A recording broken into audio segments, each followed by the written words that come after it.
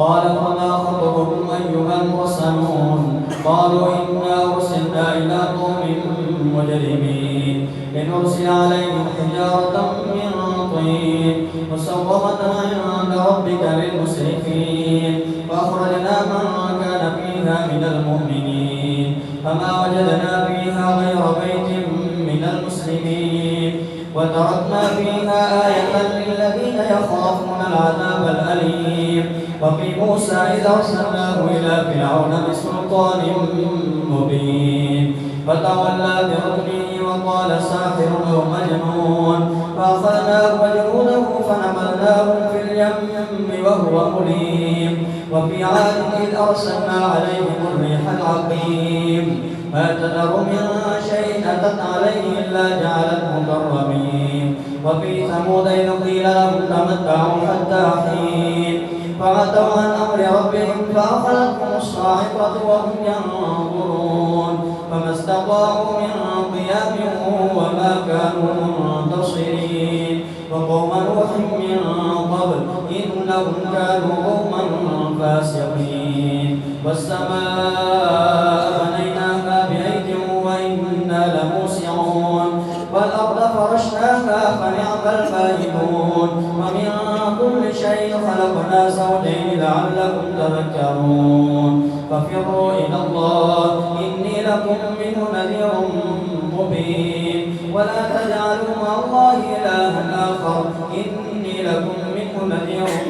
مبين كذلك ما أتى الذين من قبلكم من رسول إلا قالوا ساحر أو مجنون أتواصوا به بل هم قوم طاغون فتول عنهم فما أنت بملوم وذكر فإن الذكرى تنفع المؤمنين وما خلقت الجن والإنس إلا ليأكلون ما أريد منهم من رزق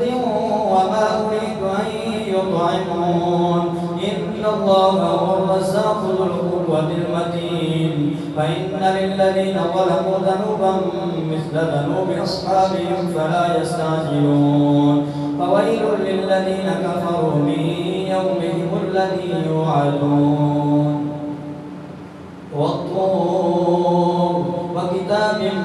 مسطور في رق منشور والبيت المعمور والسقف المرفوع والبحر المسجور إن عذاب ربك لواقع ما له من دافع يوم تمور السماء مورا وتسير الجبال سيرا فويل يومئذ للمكذبين الذين هم في خوض يلعبون يوم يدعون إلى نار جهنم دعا هذه النار التي كنتم بها تكذبون أفسحر هذا أم أنتم لا تبصرون اصلوها فاصبروا أو لا تصبروا سواء عليكم إنما تجزون ما كنتم تعملون إن المتقين في جنات ونعيم فاكهين بما آتاهم ربهم ووقاهم ربهم عذاب الجحيم كلوا واشربوا هنيئا بما كنتم تعملون متكئين على سرر مصفوفة وزوجناهم بحور عين والذين آمنوا واتبعتهم ذريتهم بإيمان ألحقنا بهم ذريتهم وما ألتناهم من عملهم من شيء كل امرئ بما كسب رهين وامددناهم بفاكهة ولحم مما يشتهون يتنازعون فيها كأسا لا لغو فيها ولا تأثيم ويطوف عليهم غلمان لهم كأنهم لؤلؤ مكنون وأقبل بعضهم على بعض يتساءلون قالوا إنا كنا قبل في أهلنا مشفقين فمن الله علينا ووقانا عذاب السموم إنا كنا من قبل ندعوه إنه هو البر الرحيم فذكر فما أنت بنعمة ربك بكاهن ولا مجنون أم يقولون شاعر نتربص به ريب المنون قل تربصوا فإني معكم من المتربصين أم تأمرهم أحلامهم بهذا أم هم قوم يقولون تقوله بل لا يؤمنون فليأتوا بحديث مثله إن كانوا صادقين أم خلقوا من غير شيء أم هم الخالقون أم خلقوا السماوات والأرض بل لا يوقنون أم عندهم خزائن ربك أم هم المسيطرون أم لهم سلم يستمعون فيه فليأت مستمعهم بسلطان مبين أم له البنات ولكم البنون أم تسألهم أجرا فهم من مغرم مثقلون أم عندهم الغيب فهم يكتبون أم يريدون كيدا فالذين كفروا هم المكيدون أم لهم إله غير الله سبحان الله عما يشركون وإن يروا كسفا من السماء ساقطا يقولوا سحاب مركوم فذرهم حتى يلاقوا يومهم الذي فيه يصعقون يوم لا يغني عنهم كيدهم شيئا ولا هم ينصرون وإن للذين ظلموا عذابا دون ذلك ولكن أكثرهم لا يعلمون واصبر لحكم ربك فإنك بأعيننا وسبح بحمد ربك حين تقوم ومن الليل فسبحه وإدبار النجوم والنجم إذا هوى ما ضل صاحبكم وما غوى وما ينطق عن الهوى إن هو إلا وحي يوحى علمه شديد القوى ذو مرة فاستوى وهو بالأفق الأعلى ثم دنا فتدلى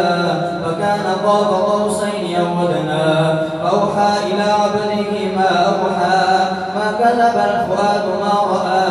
أفتمارونه على ما يرى ولقد رآه نزلة أخرى عند سدرة المنتهى عندها جنة المأوى إذ يغشى السدرة ما يغشى ما زاغ البصر وما طغى لقد رأى من آيات ربه الكبرى أفرأيتم اللات والعزى ومناة الثالثة الأخرى ألكم الذكر وله الأنثى تلك إذا قسمة ضيزى إن هي إلا أسماء سميتموها أنتم وآباؤكم ما أنزل الله بها من سلطان إن يتبعون إلا الظن وما تهوى الأنفس ولقد جاءهم من ربهم الهدى أم للإنسان ما تمنى فلله الآخرة والأولى وكم من ملك في السماوات لا تغني شفاعتهم شيئا إلا من بعد أن يأذن الله لمن يشاء ويرضى إن الذين لا يؤمنون بالآخرة ليسمون الملائكة تسمية الأنثى وما لهم به من علم إن يتبعون إلا الظن وإن الظن لا يغني من الحق شيئا فأعرض عمن تولى عن ذكرنا ولم يرد إلا الحياة الدنيا ذلك مبلغهم من العلم إن ربك هو أعلم بمن ضل عن سبيله وهو أعلم بمن اهتدى ولله ما في السماوات وما في الأرض ليجزي الذين أساءوا بما عملوا ويجزي الذين أحسنوا بالحسنى الذين يجتنبون كبائر الإثم والفواحش إلا اللمم إن ربك واسع المغفرة هو أعلم بكم إذ أنشأكم من الأرض وإذ أنتم أجنة في بطون أمهاتكم فلا تزكوا أنفسكم هو أعلم بمن اتقى أفرأيت الذي تولى وأعطى قليلا وأكدى أعنده علم الغيب فهو يرى أم لم ينبأ بما في صحف موسى وإبراهيم الذي وفى ألا تزر وازرة وزر أخرى وأن ليس للإنسان إلا ما سعى وأن سعيه سوف يرى ثم يجزاه الجزاء الأوفى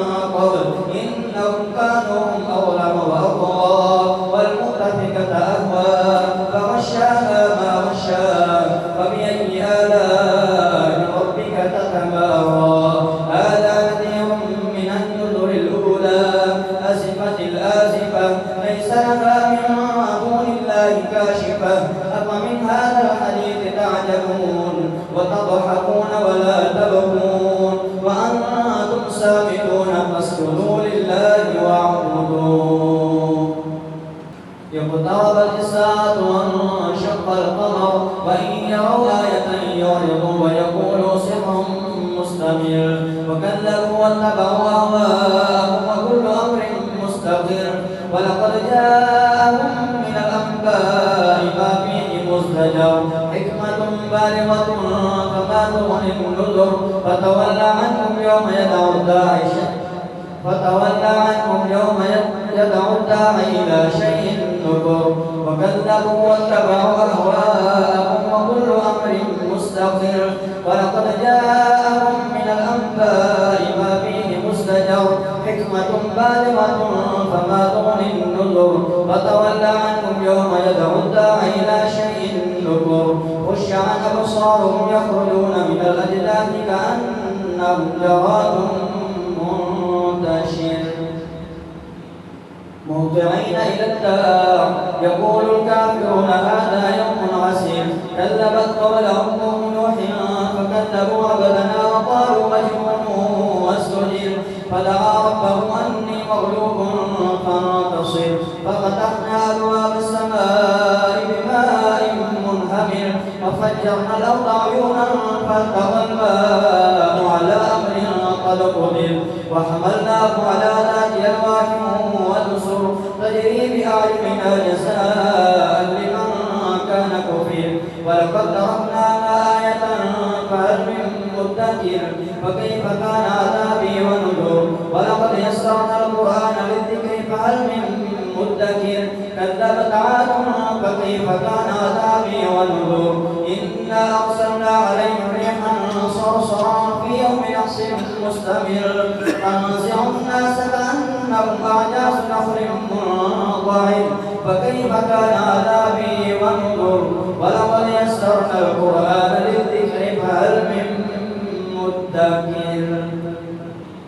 كذبت ثمود بالنذر فقالوا وبشرا منا واحدا نتبعه إنا إذا لفي ضلال وسعر ألقي الذكر عليه من بيننا بل هو كذاب أشر سيعلمون غدا من الكذاب الأشر إنا مرسل الناقة فتنة لهم فارتقبهم واصطبر ونبئهم أن الماء قسمة بينهم كل شرب محتضر فنادوا صاحبهم فتعاطى فعقر فكيف كان عذابي ونذر إنا أرسلنا عليهم صيحة واحدة فكانوا كهشيم المحتضر ولقد يسرنا القرآن للذكر فهل من مدكر كذبت قوم لوط بالنذر إنا أرسلنا عليهم حاصبا إلا آل لوط نجيناهم بسحر نعمة من عندنا كذلك نجزي من شكر ولقد أنذرهم بطشتنا فتماروا بالنذر ولقد راودوه عن ضيفه فطمسنا أعينهم فذوقوا عذابي ونذر ولقد صبحهم بكرة عذاب مستقر فذوقوا عذابي ونذر ولقد يسرنا القرآن للذكر فهل من مدكر ولقد جاء آل فرعون النذر كذبوا بآياتنا كلها فأخذناهم أخذ عزيز مقتدر أكفاركم خير من أولئكم أم لكم براءة في الزبر أم يقولون نحن جميع منتصر سيهزم الجمع ويولون الدبر بل الساعة موعدكم الساعة أدبى وأمر إن المجرمين في ضلال وسعر يوم يسحبون في النار على وجوههم ذوقوا مس السقر إنا كل شيء خلقناه بقدر وما أمرنا إلا واحدة كلمح بالبصر ولقد أهلكنا أشياءكم فهل من مدكر وكل شيء فعلوه في الزبر وكل صغير وكبير مستقر إن المتقين في جنات ونهر في مقعد صدق عند مليك مقتدر الرحمن علم القرآن خلق الإنسان علمه البيان الشمس والقمر بحسبان والنجم والشجر يسجدان والسماء رفعها ووضع الميزان ألا تطغوا في الميزان وأقيموا الوزن بالقسط ولا تخسروا الميزان والأرض وضعها للأنام فيها فاكهة والنخل ذات الأكمام والحب ذو العصف والريحان فبأي آلاء ربكما تكذبان خلق الإنسان من صلصال كالفخار وخلق الجان من مارج من نار فبأي آلاء ربكما تكذبان رب المشرقين ورب المغربين فبأي آلاء ربكما تكذبان مرج البحرين يلتقيان بينهما برزخ لا يبغيان فبأي آلاء ربكما تكذبان يخرج منهما اللؤلؤ والمرجان فبأي آلاء ربكما تكذبان وله الجوار المنشآت في البحر كالأعلام فبأي آلاء ربكما تكذبان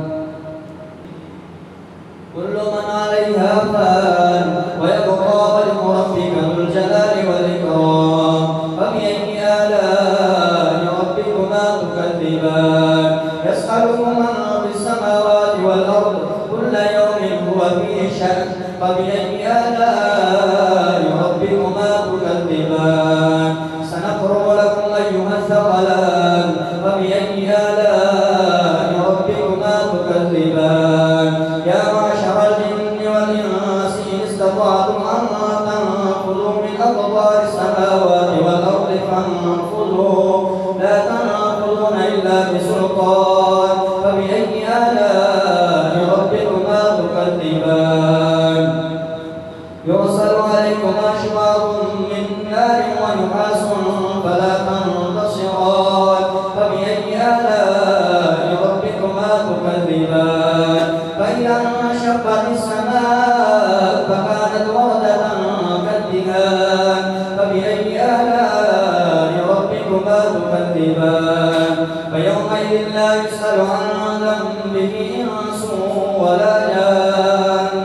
فبأي آلاء ربكما تكذبان يعرف المجرمون بسيماهم فيؤخذ بالنواصي والأقدام فبأي آلاء ربكما تكذبان هذه جهنم التي يكذب بها المجرمون يطوفون بينها وبين حميم آن فبأي آلاء ربكما تكذبان ولمن خاف مقام ربه جنتان فبأي آلاء ربكما تكذبان ذواتا أفنان فبأي آلاء ربكما تكذبان فيهما عينان تجريان فبأي آلاء ربكما تكذبان فيهما من كل فاكهة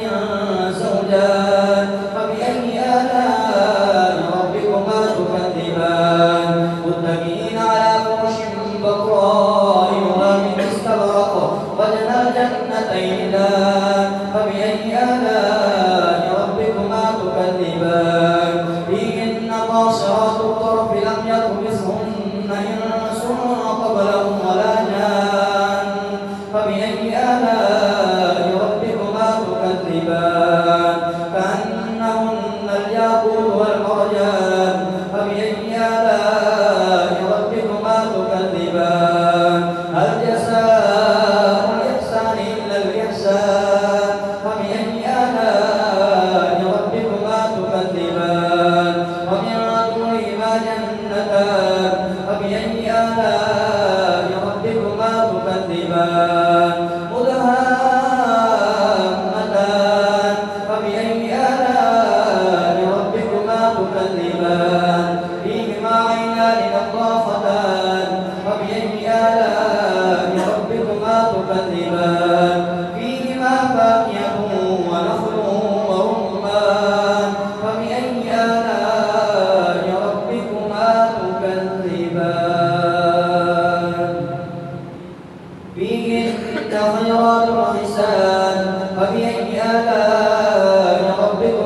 تكذبان حور مقصورات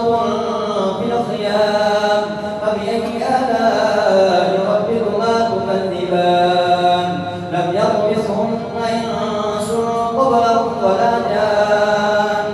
فبأي آلاء ربكما تكذبان متكئين على رفرف خضر وعبقري حسان فبأي آلاء ربكما تكذبان